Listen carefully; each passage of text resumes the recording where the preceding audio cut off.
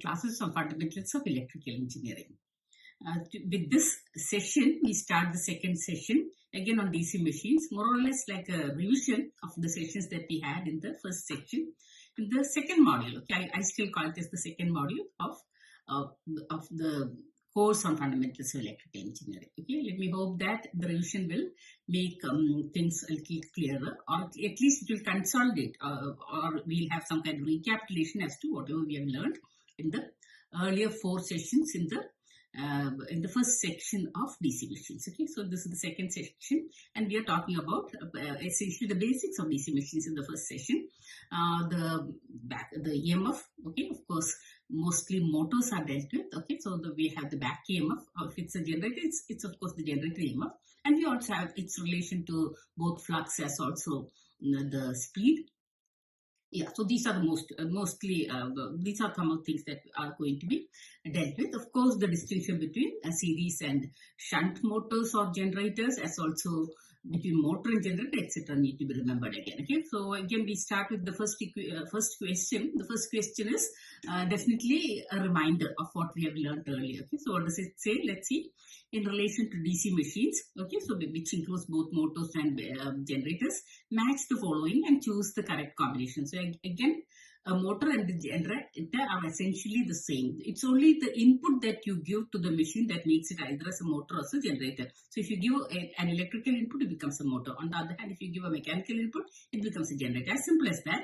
So now we have the performance variables of armature EMF. We know armature EMF is the same as equal to 5Zn by 16 to P by A. So it is proportional to is what is given in list 2. So perhaps immediately we can see one of the answers as equal to, of course, flux and speed. So phi and omega. Perhaps 2 is right, and I've hence marked 2 there. Develop torque again, phi into I. That's the proportionality. So do we have something? Yeah, 3 is 3. The option 3 in list 2 is phi and IA. And then power. Power, of course, is EBIA is equal to 2 pi NT by 60. Again, reminder of everything. So we have both N and T is proportional to phi and IA. So from amongst whatever is given, option number 1 or the listing number 1 has flux, yeah, phi. Current IA, so that is torque, then speed is given by omega, which is in radians. That's all, radians per second, that's all. Okay, so from amongst the options, now we have to hunt it out properly. P is 2 and Q is 3. Okay, just for ease, I had written it down earlier, and R is 1, and so that means option D is right. Okay, so I suppose the revision is over, so we have recapitulated all the important equations. There are a few more. Okay, then of course the distinction, that is what you have to make. Okay, now the second question is a little different. A separately excited DC generator has an armature resistance. Separately excited, so it means that that phi remains constant unless of course you intervene. Okay, has an armature resistance of 0.1 ohms and negligible armature inductance. At rate, okay, so why negligible armature inductance, we'll see soon enough.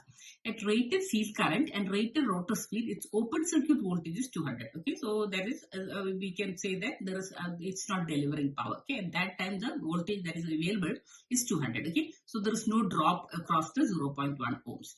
When this generator is operated half the rated speed, so it has a rated speed, it has a rated rotor speed, and then half of it is the new operating point with half the rated field current, so everything is changing. An uncharged 100 microfarad capacitor is suddenly connected across the armature terminals. Now we realize why negligible inductance is marked, because when you are having an inductor and a capacitor combination, then we are going to have what is called as an oscillation, which is different from charging discharging understanding that we learned in transients. Okay, with the time constant, etc. So time constant is important here, which is not the case if there was an inductor, because if there is an inductor, things change. Okay, because when we are having inductor and capacitor combination, then we have to look at other things. Okay, so now we have, yeah, so that's it. Assume that the speed remains unchanged during the transient as the capacitor is charging. At what time in microseconds after the capacitor is connected, will the voltage across it reach 25 volts? It's actually a question of intransience, wherein whatever the capacitor is acquiring a voltage or acquiring charges, and it's rising up to 25. Okay, in what manner? It starts off with, okay, of course, we are the speed is reduced, the flux is reduced, so we see that the voltage is reduced to the speed is reduced by half. The flux is also reduced by half. So if 200 volt was the no load voltage, we can see that it's 1/4 of it. That is half, since EB is proportional to, or EG is proportional to both flux and speed. Since both of them have been reduced to half, the voltage to which the capacitor is charging to becomes equal to 50. Okay, so 50 into, so that's the final voltage, but it has reached only 25. In what time? Is we obtain from 50 into 1 minus e raised to minus t by tau. Okay, what is tau? The RC combination. So we see that RC is 0.1, which is the armature resistance, and capacitance is 1000 microfarad. So all these things are put there, and so then we try to find out T. Okay, so it's obvious that we realize that now since T has to be found out in microseconds, so we can it's in microseconds. We see that now we are getting a picture of 1 minus e raised to minus 1. Okay, so 1 minus e raised to minus 1. I hope you remember that we had this was asked of you to remember that this occurs this occurs with the time constant as given by 0.693. Okay, so here we see that this happens in 69.3 microseconds. Okay, so this solving it out is essentially the method of doing it, or in other words, we can say that 1 minus e raised to minus t by whatever is equal to 25 by 50, which is half, or 1 minus half is equal to e raised to something. So again, we realize that is 0.693, 6.93, 69.3, etc. come into the picture. Okay, so depending upon the power of 10, you can see whether it is 6.93 or 69.3. Okay, so from amongst the answers, there is only one which has 69.3, so you can choose that, or else you can calculate completely. Okay, so these are some of the tips that I am offering. Okay, so for speed of doing the problems. Okay, moving on to the fourth problem. A 120 volt DC shunt motor. Okay, takes 2 amps at no load. So it's taking 2 amps and it's a shunt motor. It takes 7 amps of full load while running at 1200 RPM. Okay, the armature resistance is 0.8 and the shunt field resistance is 240. Immediately we realize that 120 by 240, that is half an ampere will be taken by the field from the source. Okay, so the source is whatever is supplying the motor. Okay, so of the 2 amps, 0.5 goes off from the goes off to the field, and the rest 1.5 flows to the armature. Similarly, from 7 amps, 0.5 goes off. Okay, and so armature resistance is 0.8, and then it creates a drop across 0.8, and then the rest is going to be EB because it's a motor. Okay, and the no load speed. Okay, so we have the full load speed at when it takes 7 amps is equal to 1200. So now obviously EB1 by EB2 is equal to N1 by N2. That's the route that we are going to take, and that's exactly what's written here. IF is equal to 0.5, IA1 is equal to 7 minus 0.5. So EB1 is equal to 120 minus 6.5 into 0.8. That gives us 114.8 volt, which is proportional to both phi, but of course it's a shunt motor, so phi is constant, so it's proportional to now only the speed 1200. Okay, in the next case, the no load case, 120 minus 1.5, because 0.5 has gone off to the field. So 120 minus 1.5 into 0.8 gives us 118.8, which is proportional to no load speed. Okay, flux is now not taken into consideration. So N0, just by taking a ratio, you can find out N0 is equal to 1241.8. No detailing is required because this is a routine that we have set up since the last session. Let's move to the next one. A 4-pole dynamo with wave wound. So the number of parts equal to 2, P is equal to 4, has 51 slots containing 20 conductors. So how many conductors? 51 in each slot. So 51 into 20 happens to be Z. Okay? The induced EMF is 357 volts. So 357 equal to 5. Z is already 51 into 20. 5Z. N is 5800 RPM divided by 60 into P is 4 divided by 2 because it's a waver. And so you see that the only missing quantity is 5, the flux per pole. So flux per pole is calculated as equal to 1.2 milliwebers from just a simple substitution of all the quantities. Okay?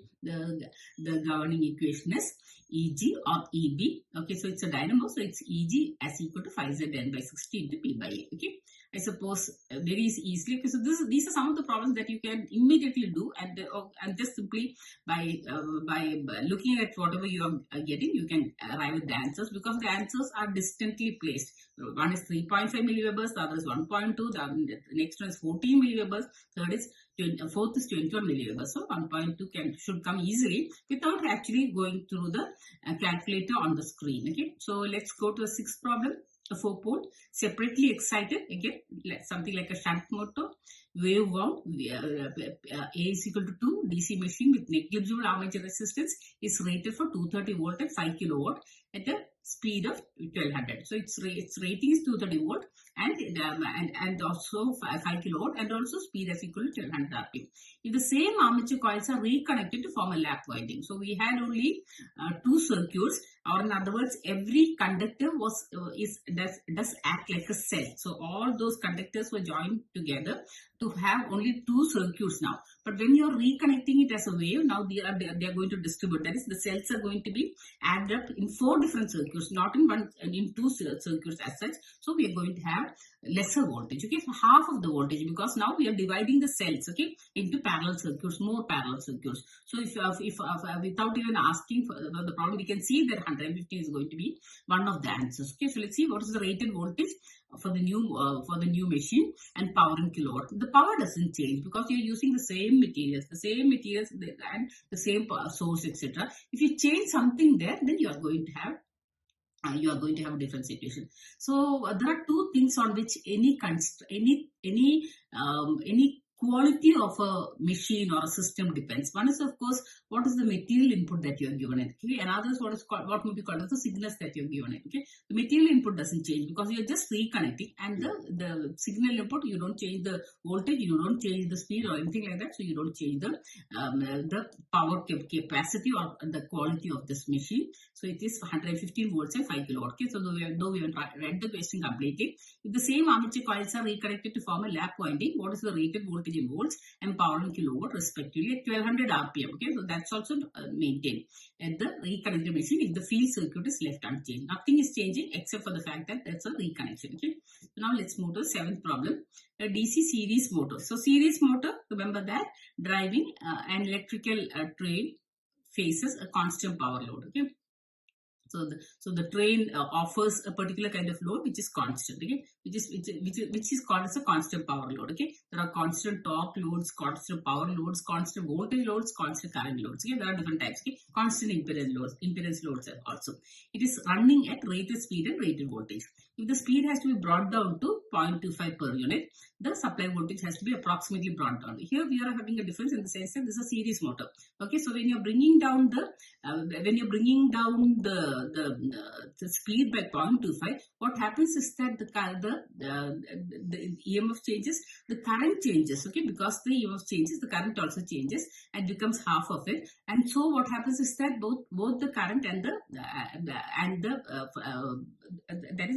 both the current and the flux are affected. So what we should do is that the supply voltage has to be brought down only up to 50% of the earlier value. Okay, so that is what is the speed has to be brought down to 0.25 per unit, because the speed is proportional to both EB by 5. Okay, so we see that now the voltage can be brought down to only to 50% of its original value. Okay, so that's a difference with respect to what we discussed in the earlier case. Okay, so let's move to the 8th problem.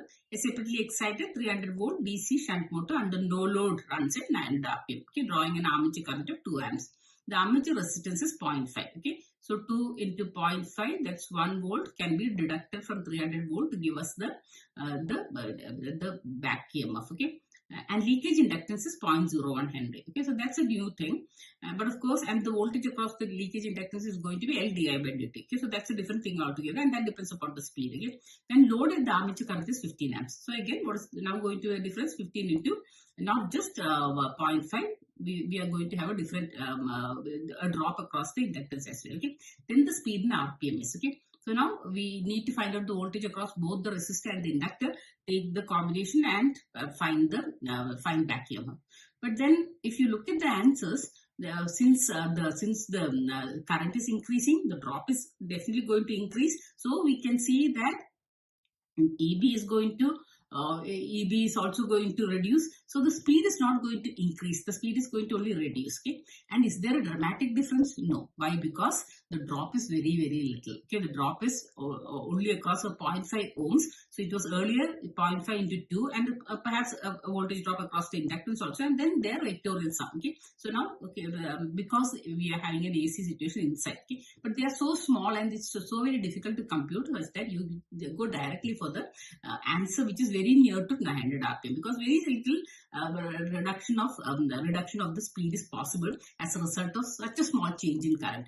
On the other hand, if the flux weakening is more powerful, it can give rise to a bigger change in the speed, etc. So we just go for the 880.43. Of course, you can find out the ratio of EB1 to EB2, and that can be set as equal to N1 by N2, etc. And you can see that still you'll get the same answer. But then speed is crucial and understanding is also crucial, and you are not expected to do the very rigorous way of doing problems in gate context. You can simply go for the simpler understanding that you have, which you can apply. And this understanding is what I'm trying to convey to you, in the sense that very little drop is there. So the very little change in the back EMF is going to be there, which means that very little change in the speed is going to be there. But of course, it's going to reduce, and it's not going to go down to 400 to the levels of 468 rpm or 332 rpm. So we're very happy to say that the speed is now going down to 880.43. Okay. So in this session, we were repeating more or less whatever we have been doing earlier.